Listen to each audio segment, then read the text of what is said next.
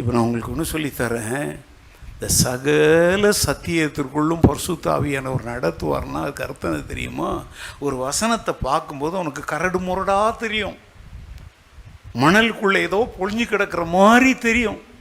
அந்த தங்க புதையலை உனக்காக அழகாக பிரித்தெடுத்து கொடுக்கிறவர் தான் பரிசுத்த ஆவியானவர்.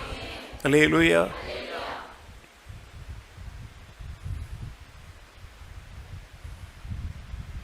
ஆபிரகாம் ஈசாக்கை பெற்றான், ஈசாக்கு யாக்கோபை பெற்றான் அப்படின்னு அவன் பெற்றான் இவன் பெற்றான். அது உனக்கு அப்படி கரடு முரடாக தெரியும்.